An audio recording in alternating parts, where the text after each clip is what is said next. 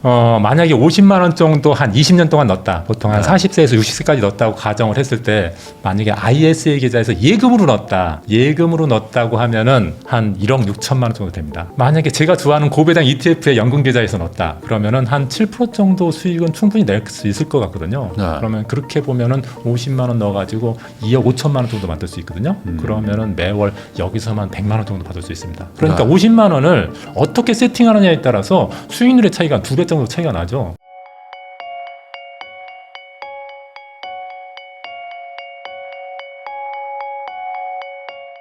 돈 걱정 없는 노후를 위한 은퇴 세팅법 저자이시죠. 송영욱 대표님하고 이야기 나누고 있는데요. 그러면 이제 그 좀 현실적으로 뭐 다 상품이 좋고 다양하지만 뭐 돈이 한정돼 있잖아요. 뭐 예를 들어 이제 막 30이 됐는데 이제 일한 지만 한 1년 정도 돼가지고 이제부터 좀 본격적으로 돈 좀 모아보자. 그래서 딱 봤더니 통장에서 아무리 모아도 한 50만 원 이제 저축할 수 있을 것 같은 분이에요. 이런 분들은 어떤 계좌에 뭐 어떻게 넣는 게 좋을까? 이제 예적금 시대는 갔다고 봐야 되죠. 이제 예전에 제가 제일 처음에 직장에 갔을 때는 은행 금리가 한 9% 10% 됐고 저희 어머님 세대에는 20% 정도 됐거든요. 이제 그런 시대는 아니잖아요. 그리고 우리가 생각해 봤을 때 휴대폰 가격이 한 1년 2년 만에 뭐 2% 3% 올라가는 게 10% 20% 이렇게 올라가지 않습니까? 그러면은 적금으로 이렇게 적금이나 예금으로 놔두는 게 오히려 구매력을 점점 떨어뜨리고 계속 돈이 부족하게 만드는 거죠. 그러니까 요즘 그런 얘기 많이 하잖아요. 돈은 버는 것 같은데 항상 두들리면서 살잖아요. 그게 뭐냐면은 돈은 계속 벌고 저축도 하는데 뭐 휴대폰 값은 막 100만 원에서 150만 원, 200만 원 이렇게 올라가고 이렇게 물가는 더 생각보다 더 많이 올라가고 집값도 엄청나게 팍팍팍 올라가지 않습니까? 올라갈 때는. 그러니까 이제 저축, 이제 예금이나 적금으로 하는 것은 제가 볼 때는 좀 적절하지 않다. 물론 일부는 그렇게 할 필요가 있습니다. 1년 이내에 단기에 쓸 자금들 이런 것들은 효율적으로 뭐 예금, 적금을 활용할 만하지만은 길게 3년 이상 투자하는 자금이다 했을 때는 저는 ETF로 투자하는 게 제일 효율적이라고 생각합니다. 주식은 너무 변동성이 크고 ETF 같은 경우는 이제 여러 주식, 뭐 50개 이상의 주식 그걸 또 전문가가 운영하지 않습니까? 그러니까 그냥 ETF에 맡겨놓고 내 일에 충실하면은 내 돈 내가 알아서 내 본업에 충실해서 거기서 수익 내고 그리고 ETF 운용자가 뭐 펀드 매니저가 알아서 굴려서 단기적으로야 뭐 손해 날 수도 있겠지만 보통 3년 5년 가져가면은 적립식으로 투자하면 다 수익이 나거든요. 제가 적립식 투자를 한 20년 이상 했거든요. 근데 5년 이상 적립식 투자해가지고 손해본 건 하나도 없어요. 대부분 짧게 투자하시는 분들이 적립식 투자해서 손해보시지 길게 투자하시면은 크게 손해볼 일은 없습니다. 그래서 제가 생각했을 때는 이제 세 가지만 지키셨으면 좋겠어요. 예적금을 안 하고 좀 위험자산인 ETF에 투자하되 분산 투자하고 분할 투자하고 장기 투자하라. 요 세 가지 아주 많이 하는 얘기인데 지키는 사람이 별로 없어요. 분산 투자 보통 4종목 이상 ETF도 한 4개 정도에 나눠서 투자하는 게 좋다고 생각하고요. 보통 이제 ETF도 뭐 성장형 ETF도 있고 대당형 ETF도 있고 인덱스 ETF도 있고 그리고 뭐 그 가치주 ETF도 있고 그런데 성격이 다른 걸로 한 4개 정도 나눠서 투자하면 될 것 같고 그리고 분할 투자 한꺼번에 몰빵 들이지 말고 매월 50만 원씩 매월 100만 원씩 이렇게 투자하면 될 것 같고 장기 투자 3년 이상 투자하면은 ETF로 제가 볼 때는 적금보다는 한 5배 이상 수익은 낼 수 있지 않을까 저는 생각을 합니다. 대부분 이제 적금보다도 훨씬 많이 벌고 싶다. 뭐 막 20, 30%, 막 50%, 100% 벌고 싶다는 마음으로 이제 몰빵 단기 뭐 이렇게 타이밍 제고하다가 이제 반대로 이제 확 잃어버리잖아요. 그러니까 50%벌 각오를 할 거면 50% 잃을 각오도 해야 되는데 이제 그런 거보다는 어차피 이제 젊은 친구들이니까 좀 중장기로 좀 쭉 끌고 가는 그런 투자를 하기 위해선 ETF 중심으로 하는 게 좋다. 맞습니다. 다만 그렇게 말을 해도 듣지 않는다. 사실 요즘에 그런 성향이 잘 없어지지 않는 이유가 최근에 뭐 미국 시장이 굉장히 많이 올라서 미국 투자로 굉장히 수익 난 사람이 많지 않습니까? 그러니까 이 젊은 친구들이 그쪽에 너무 올인하는 경우가 있는 것 같습니다. 그런데 이제 시장이라는 게 항상 크게 올라갈 때도 있지만 또 이렇게 떨어질 때도 있는데 그렇게 생각하면은 이런 분산 투자, 분할 투자, 장기 투자가 그때 이제 인식되기 시작하는데 그때는 이미 다 깨진 다음이죠. 그래서 또 포기하다가 또 이제 다시 또 잘못된 우를 범하고 그렇게 되는 것 같습니다. 저도 그런 분을 봤거든요. 이제 우선은 뭐 몰빵으로 뭐 테슬라 뭐 이렇게 변동성 큰 거에 한두 개에서 넣어서 돈을 좀 만든 다음에 나중에 좀 ETF로 가서 이렇게 찬찬히 하겠습니다 하시더라고요. 근데 그런 마인드로는 잘 안 되잖아요. 그렇죠. 계속 주식 투자 하게 됩니다. 아예 처음부터 그렇게 저도 주식시장이 한 20년 정도 있지 않았습니까?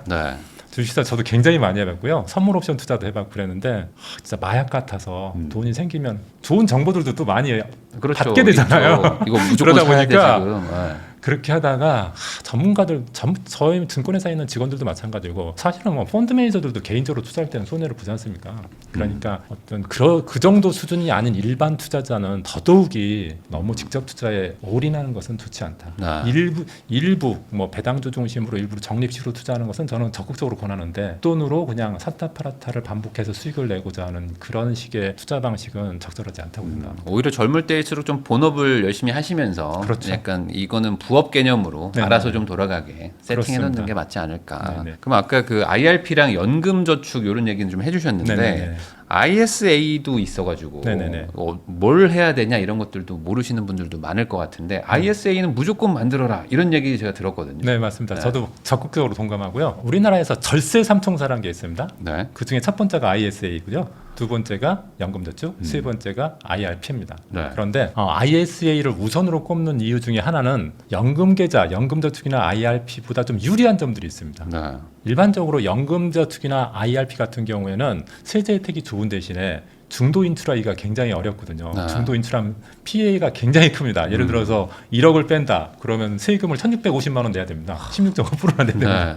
네. 너무 불이익이 크잖아요. 그런데 ISA 같은 경우에는 그런 자기가 원금까지는 그런 세제상 불이익 없이 그대로 뺄 수가 있습니다. 단기에도. 네. 그러니까 그런 점들이 좋기 때문에 보통 우리가 살아가다 보면은 필요할 때가 돈을 꺼내서 필요할 때가 있지 않습니까? 그랬을 때 활용하기가 좋다. 그래서 단기 자금 3년 이내의 단기 자금 같은 경우에는 IS를 일단 활용하는 게 좋겠다고 생각하는데 ISA는 보통 연간 2천만 원까지만 가능합니다. 그러니까 비과세 상품이다 보니까 무한정 두지 않고 연간 2천만 원 그리고 동안 하면 1억이 되잖아요. 2천만 원씩 계속 든다고 하면은 1억까지만 지금 비과세 혜택을 주고 있습니다. 5년까지로 봐서 1년 기준으로 보면은 2천만 원까지만 비과세 혜택이 있습니다. 근데 그 2천만 원에 대해서 전부 다 비과세 혜택이 있다는 게 아니고 2천만 원을 투자해 가지고 만약에 이자 소득, 배당 소득이 뭐 200만 원, 400만 원 나왔다 그러면은 최고 400만 원까지만 비과세 혜택이 있습니다. 네. 그러니까 400만 원까지 비과세 혜택이 있다는 것은 400만 원에 대해서 이자 소득세 15.4%를 안 받겠다는 거거든요. 네. 그래서 금액으로 환산을 하면은 한 61만 6천 원 정도 됩니다. 그러니까 비과세 효과는 뭐 굉장히 크다 이렇게 볼 수는 없습니다. 그렇게는 아니고. 그런데 좋은 점은 이 상품은 어쨌든 단기에 세제상 불이익 없이 뺄 수 있다. 네. 그리고 여러 상품 예금에 넣을 수도 있고 ETF에 넣을 수도 있고 채권에 넣을 수도 있고 뭐 주식에도 투자할 수 있습니다. 네. 주식에 투자할 수도 있고 여러 가지 다양한 상품에 넣을 수 있다는 점이 굉장히 큰 장점이라고 볼 수가 있습니다. 그러면은 나는 아직 청년이고 주식 위주로 투자하겠다. 네네. 이런 사람은 그냥 2천만 원은 ISA로 그냥 빼놓는다라고 생각해도 뭐 크게 무리가 그건 없을까? 무리가 아니라 잘못된 생각입니다. 그건 잘못된 거예요. 예. 주식 투자는 일반적으로 이자 배당 소득이 거의 없죠. 네. 주식 투자에서 수익은 대부분 매매 차익입니다. 근데 매매 차익에 대해서는 우리나라 세법상 어차피 비과세입니다. 없으니까. 예. 네. 세금이 없는 상품을 굳이 비과세 상품에 뭐하러 넣습니까? 그러면 미국 주식 하는 거는 좀 도움이 돼요? 미국 주식도 미국 주식은 그 양도소득세 내야 되잖아요. 네. 우리나라 세제로 적용되는 게 아니라 미국 세제가 적용돼서 그것은 비과세 효과가 없고요. 네. 그리고 굳이 만약에 ISA에서 만약에 주식 투자를 하겠다면 고배당주, 고배당주는 네. 배당 수익률이 뭐 6% 10% 나오는 것들 있지 않습니까? 네. 그럼 예금보다 훨씬 높은 이자 배당 수익이니까 그럴 때 활용할 수 있는 게 ISA이지 일반적으로 배당 수익이 별로 없는 일반 성장주나 이런 종목을 ETF에 넣는 것은 진짜 가성비가 떨어지는 거죠. 이게 뭐하고 똑같냐면은 딸기밭에 가서 딸기 한 양동이 가져올 수 있는 것을 딸기 하나만 갖고 오는 거하고 똑같거든요. 그러면 ISA는 고배당주 위주로 그렇죠. 투자를 하는 게 맞고. 그렇죠. ISA 계좌는 이자 소득이나 배당 소득이 많은 상품 이런 상품을 투자하는 거지. 그런 것과 전혀 거의 관계가 없거나 있더라도 조금밖에 안 되는 거 네. 그런 것은 그냥 일반 계좌로 활용하기 일반 나고요. 계좌로. 고배당주나 고배당 ETF나 네. 예를 들어서 뭐 원자재 펀드 같은 경우도 배당을 주거든요. 거의 배당 소득 이런 것들 이런 것들을 투자할 때 IS를 활용하는 거지. 네. 그냥 금리가 낮은 예금, 뭐 예를 들자면 금리가 뭐 2%밖에 안 되는 예금이라든지 매매 차익만 주로 있는 주식이라든지 이런 것은 의미가 별로 없어요. 네. 그러면 그냥 심플하게 고배당주 투자할 거면 ISA를 그렇죠. 만들어라. 예, 그게 그렇습니다. 아니면 그냥 일반 계좌에서 해도 뭐 그렇죠. 큰 차이는 고배당주나 또는 고배당 ETF, 고배당 펀드 이렇게 배당 소득이나 이자 소득이 많은 상품 네. 그런 상품은 의미가 있다. 그리고 그걸로 400만 원 한도를 채우기는 쉽지 않잖아요, 사실. 그렇죠. 네, 그러니까 거의 뭐 2천만 원으로 고배당주 투자하면 비과세다 이렇게 이해해도 그렇습니다. 큰 문제는 없을 것 같고요. 그럼 그거 말고 나머지는 이제 조금 노후 대비나 이런 것들로 생각할 때는 연금저축이나 IRP로. 또 한 가지 좋은 점이 있는데요. ISA가 의무 납입 기간이 3년이거든요. 네. 그러니까 3년만 지나면은 뭐 불이익이 없이 비과세가 계속되면서 여러 가지 혜택들이 또 하나 있는데 만기가 되면은 그 만기 자금의 일부 또는 전액을 연금 계좌로 이전하면은 그 이전한 금액의 10% 세액공제를 추가로 해줍니다. 네. 그러니까 원래 연금저축 IRP 합해서 세액공제 900만 원까지 할 수 있잖아요, 연간. 네. 그런데 ISA 계좌 만기 자금을 만약에 3천만 원을 연금저축 계좌로 만기에 이전했다. 그러면 그렇다. 3천만 원의 10%인 300만 원의 세액공제가 추가가 돼서 네. 연간 1,200만 원까지 세액공제를 받을 수가 있다는 거죠. 저도 작년에 그 혜택 받았거든요. 네. 적으로. 그래서 비과세 효과가 있고 3년마다 세액공제 혜택을 활용할 수 있다. 300만 원도 추가로 활용할 수 있다. 이런 점들이 있습니다. 그러면 ISA 계좌에서 3천만 원씩 계속 보내야겠네요. 그렇죠. 나중에. 근데 어차피 그 연금 계좌로 들어가는 것은 내 네. 연금이고 그다음에 연금저축에서 들어가는 그 세액공제 초과분해들에 대해서는 뺄 네. 수가 있습니다. 중간에 그 불이익이 없이. 아. 근데 IRP는 안 됩니다. 네. 연금저축만 그래서 만약에 큰 돈을 많이 목돈을 넣는다고 하면 연금저축에 넣는 게 조금 더 유리하다. 네. 중간에 뺄 거라고 생각한다고 3천만 원 하면은 정도씩은. 예. 제가 그걸 실수를 해가지고 그걸 알게 됐는데 IRP로 넣었더니 이걸 빼지를 못하더라고요. IRP는 한 번 들어가면 안 돼요. 예. 아. 연금저축에 넣어놓고 제가 그것을 빼고 다시 또 연금저축에 600만 원 다시 넣으려고 했었거든요. 네. 그럼 그 돈을 계속 회전시키는 거라 수익률이 더 좋아지니까 그렇게 네. 하려고 했는데 제가 IRP로 넣는 바람에 아, 그건 안 되고. 그건 IRP는 중도 인출이 불가능합니다. 물론 예외적으로 한 5가지 정도가 있는데 그것은 진짜 예외적인 경우고 보통은 안 됩니다. IRP는 하여간 연금으로 나중에 받아라. 네네네. 이런 아주 그냥 확고한 그런 상품이라고 보시면 될 것 같아요. 그리고 근데 그게 또 전혀 나쁜 것도 아니에요. 네. 왜냐하면은 만약에 IRP에 넣는데 연간 900만 원까지밖에 세액공제가 안 되잖아요. 만약에 3천만 원을 넣었다고 하면 그럼 2,100만 원 세액공제가 안 되는 거잖아요. 근데 2,100만 원에 대해서 나중에 이제 연금 방식으로 인출을 할 거 아닙니까? 네. 그때 비과세 됩니다. 연금소득세 보통 3.3에서 5.5% 내야 되는데 그 부분에 대해서는 안 냅니다. 그러니까 나름대로 또 의미가 있습니다. 네.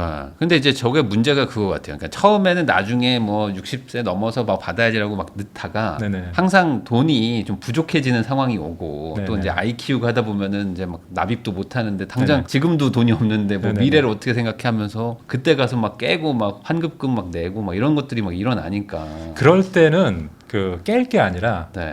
저 연금저축이나 IRP를 담보로 예금담보대출을 받으면 됩니다. 수익권담보대출이라고 하거든요. 네. 제가 어려운 말로는 수익권담보대출. 금융상품을 담보로 해서 보통 한 50% 정도 받을 수 있으니까 그걸로 해결하는 게 낫지 않을까. 깨는 것은 최악의 수단이죠. 진짜 네. 제일 잘못된 선택이라고 생각합니다. 근데 대부분 약간 그거부터 생각하시는 것 같아요. 그러니까 돈이 부족하니까 네네. 뭐 납입하는 것도 좀 부담되고 그다음에 네네. 뭐 대출 받으면 또 막 이자도 낼 것 같아서 막 걱정도 네네네. 하시는데 방금 말씀하신 그런 담보대출은 좀 이자가 그래도 좀 낮은 편인가요? 그것도 좀 담보대출 이자요? 네, 방금 보통 말씀하셨던. 이제 거기 그것은 이제 금융기관마다 다 다른데 은행권이나 증권사에서 이런 예금 담보로 하는 그런 대출 같은 경우에는 예금이라고 하지만 예금 금리 플러스 1%에서 1.5% 더 듭니다. 그러면 지금 한 3에서 4 사이 네네. 정도 되겠네요. 네네. 대략적으로. 네. 그러니까 너무 급하면 그렇게 우선 하시고 그렇죠. 다시 또 갚아가지고 그리고 좀 더 많이 받으려면은 연금저축에 만약 주식형으로 가득 차 있다 그러면은 그게 대출 한도가 좀 적게 나오는데 채권형으로 다 바꿔버리면은 네. 대출 한도가 좀 더 나오거든요. 아. 채권은 더 안전하니까. 야, 근데 이런 거 생각보다 좀 너무 복잡하다고 느끼실 것 같기는 해요. 이런 그렇죠. 부분들이. 그렇죠. 그러니까 이거는 좀 미리 공부를 좀